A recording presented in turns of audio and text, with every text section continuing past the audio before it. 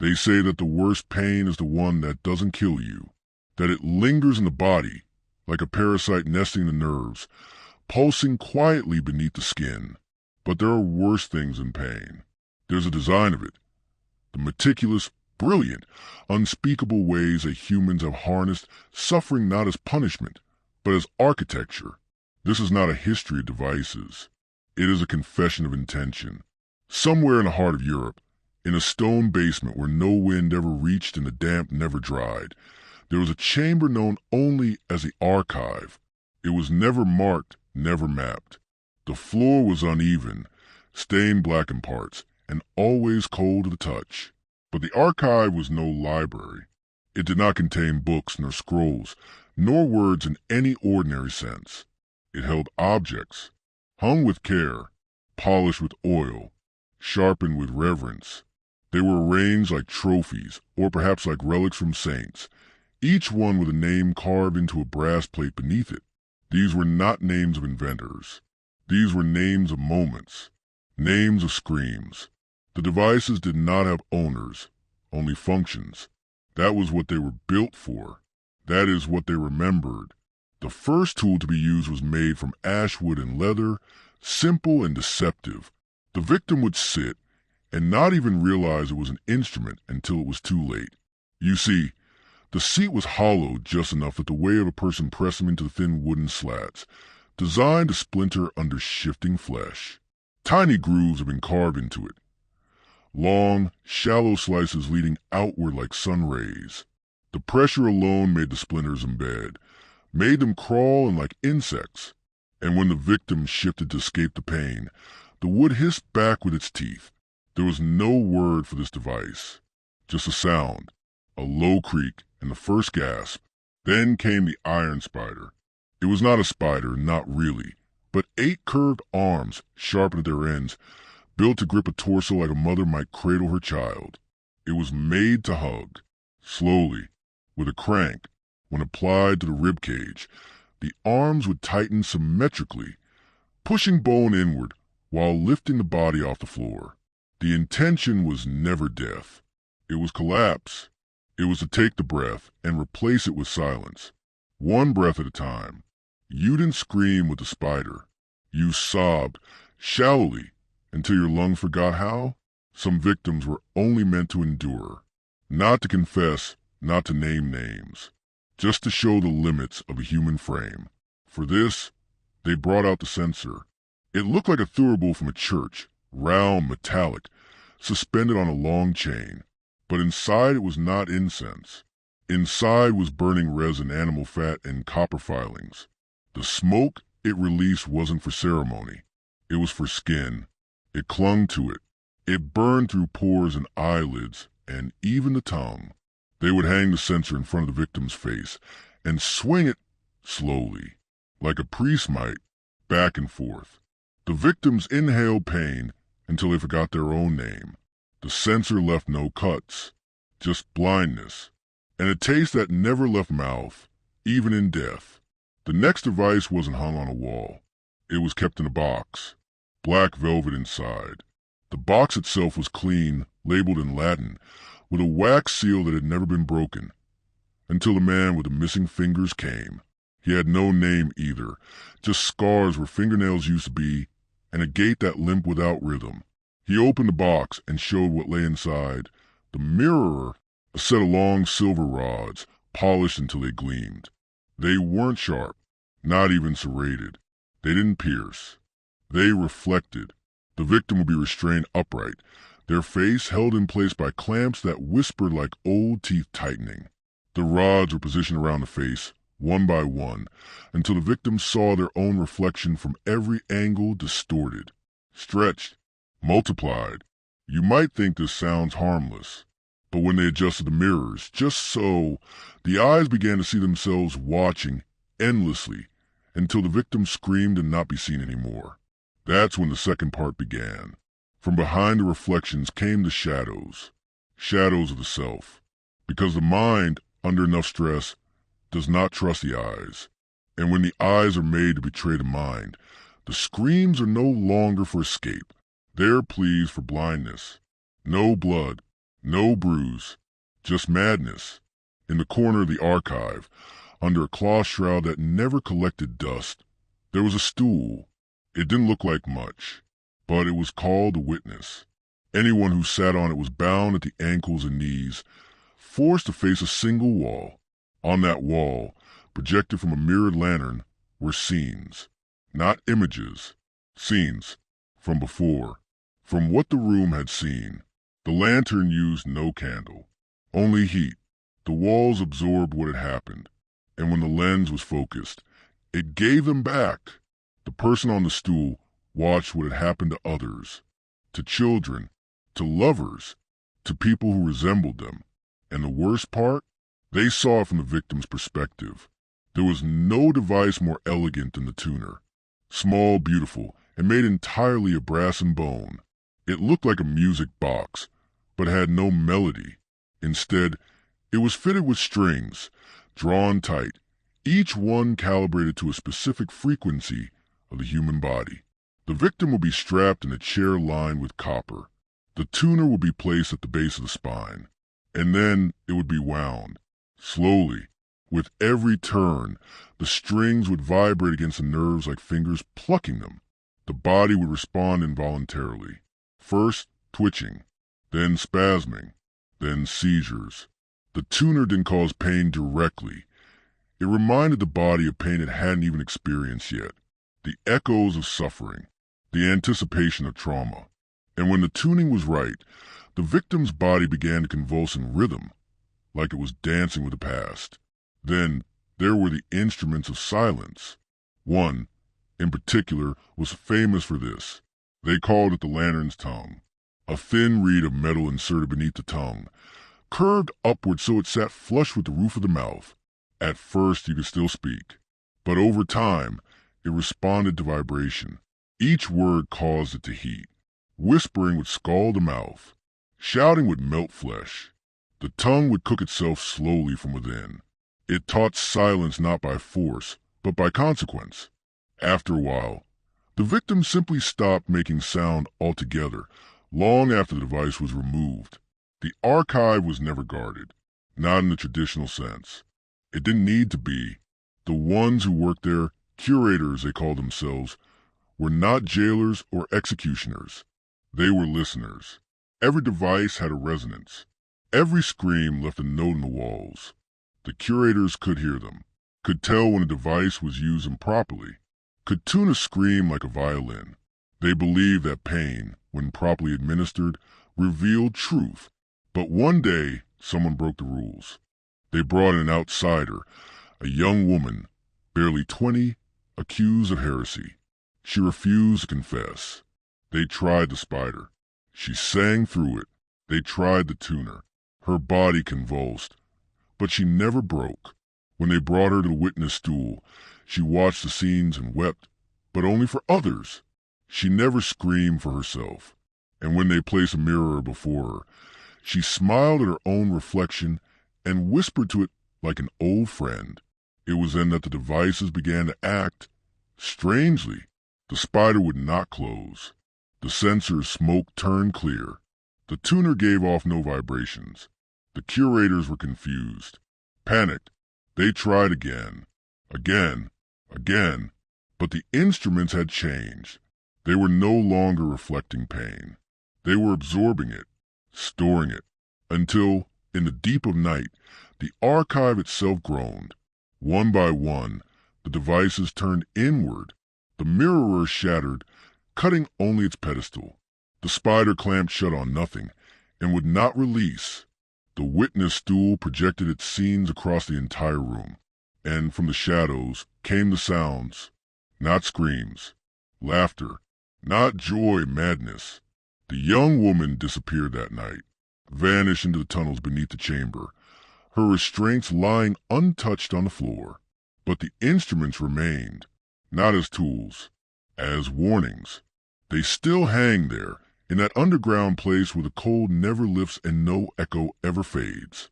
And if you listen carefully, if you press your ear against the damp stone and close your eyes, you might hear what they were really designed to do. And it was never just pain. It was transformation. It was memory. It was hunger. No one ever entered the archive without leaving something behind. That was one of the oldest rules among the curators. Though none could remember when it was first spoken, some left fingernails, some left sanity, some left the memory of a loved one they could no longer recall. But what they gave, the archive took permanently. This was not superstition. It was ritual, because these were not instruments of flesh. They were instruments of the mind, each one forged not to cause death, but to hollow out what made a person real. There was one device called the listener's womb.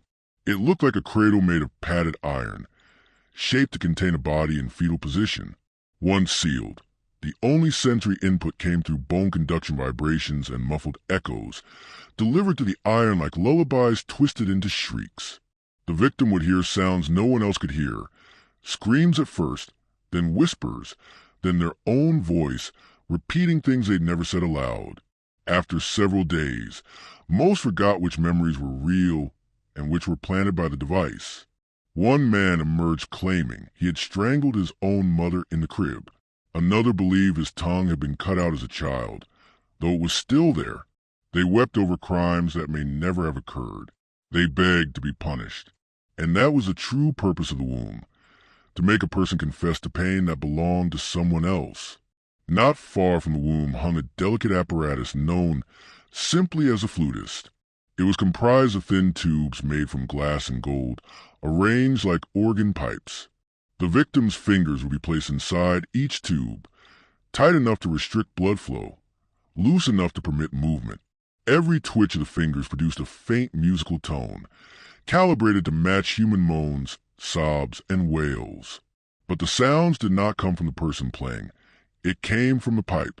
The more one resisted movement, the quieter the sound, the more they flailed in panic. The louder the room echoed with beautiful agony.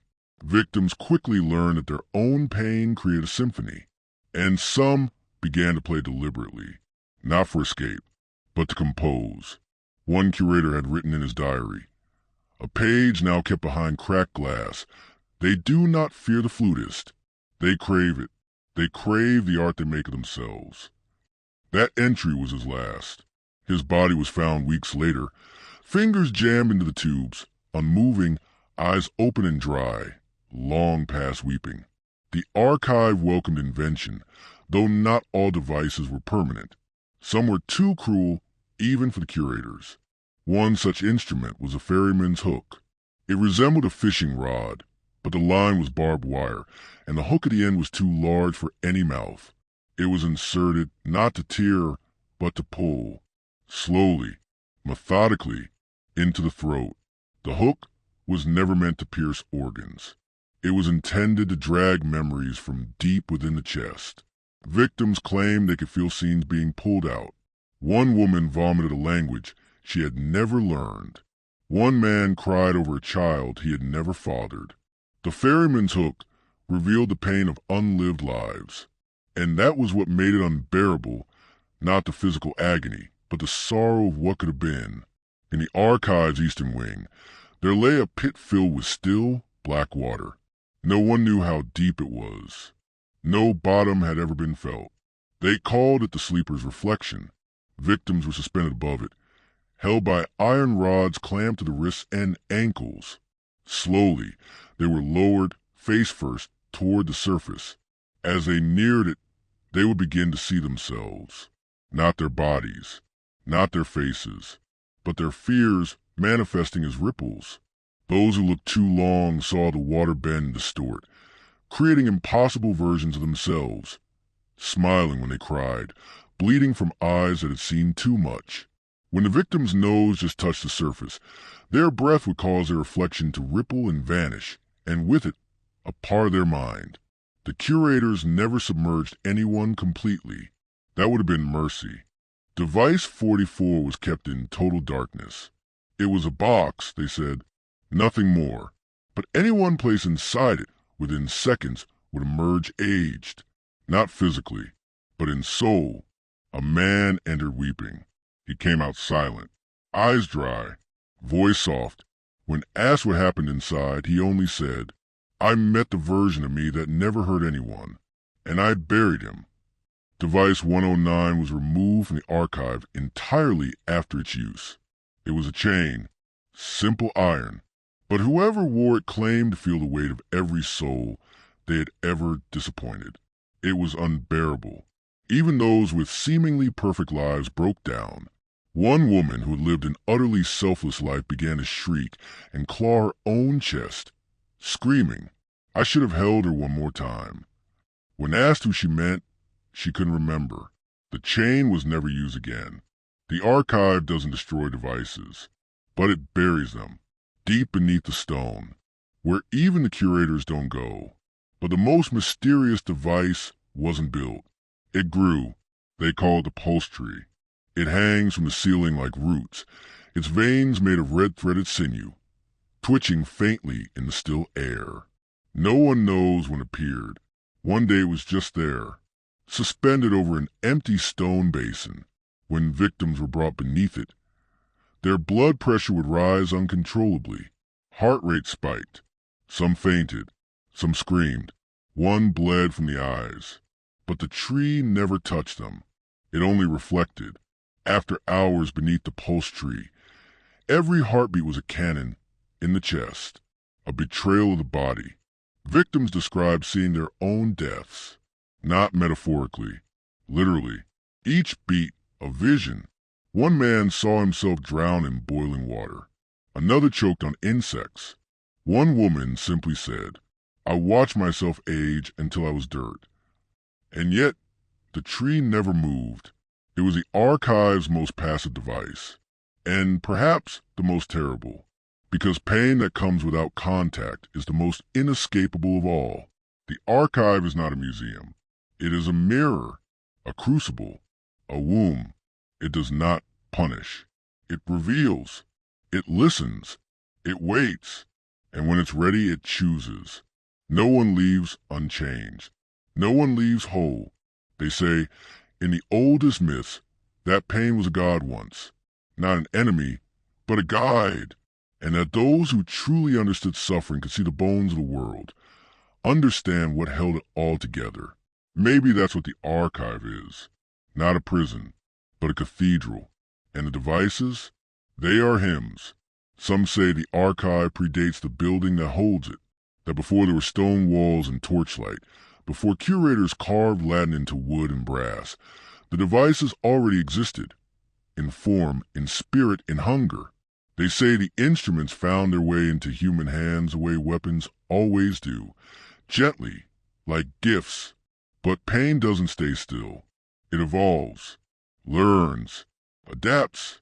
As time went on, the archive welcomed new creations, born not of medieval steel, but of modern inspiration. Pain made more efficient, more precise. One of the newer additions was a device called the counselor. At first glance, it looked like a chair, padded, warm, almost inviting. The victim would be secured not forcefully, but suggestively. They were asked kindly to sit. Then the interview began. The counselor didn't strike. It asked questions, over hours, sometimes days. Its voice wasn't mechanical. It was soft, reassuring. It sounded different to each person who heard it. To some, it sounded like a parent. To others, a lover, a mentor, a lost friend. And it asked only this: why did you do it?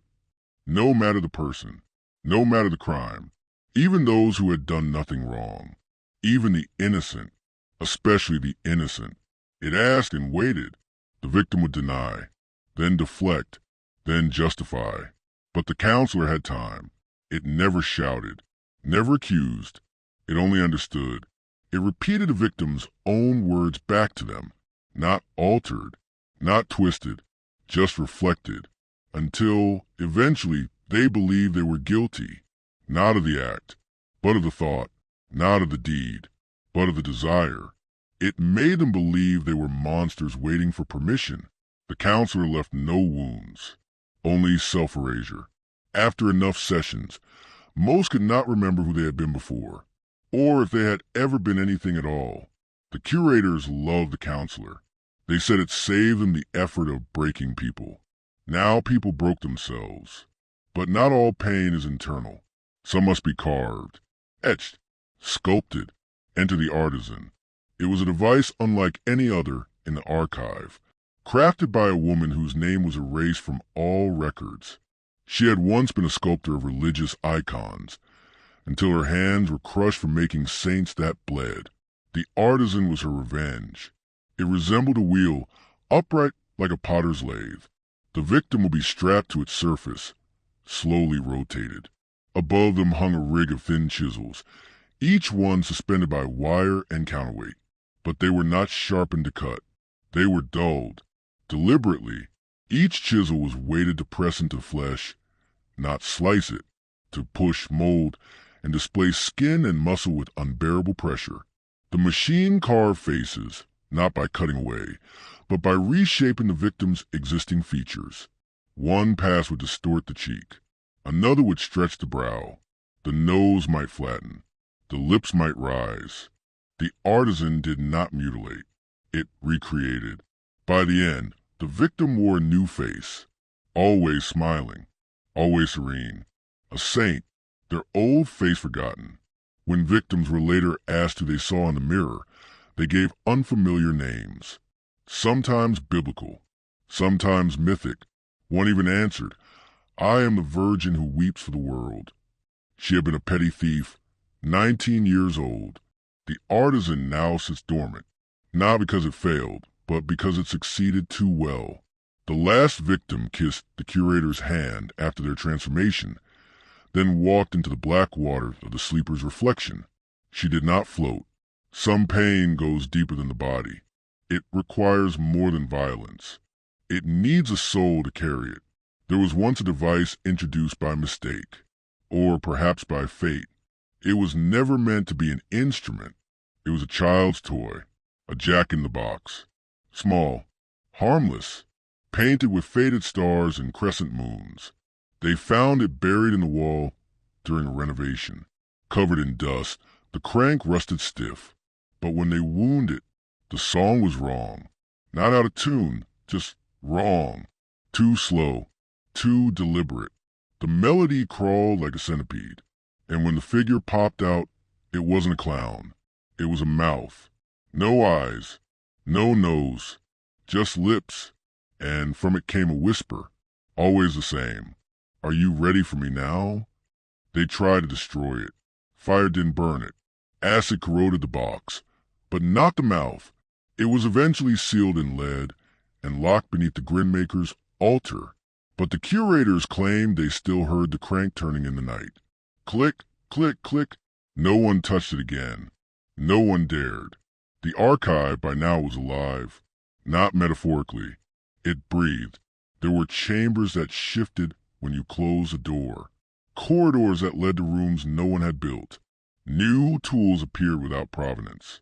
Some glistened with dew, others with rust, others with something darker, something too thick to be blood and too warm to be water. The devices learned from one another. The mirrorer began to echo scenes from the counselor. The tuner hummed in sync with the upholstery. The censer smoke now whispered names, names of people not yet born. It was as if pain itself had reached critical mass, folding on itself, becoming sentient. It no longer needed operators. It simply waited for someone to step too close. And when they did, the archive gave them exactly what they feared most. One last tale, one last device. It was never given a name. It was discovered only when the archive began to rot. A crack appeared in the far eastern wall. A trickle of black fluid, like oil, seeped out. Behind the wall, they found a room no one remembered building. Circular, white, spotless, and in the center, a chair. It was perfectly ordinary.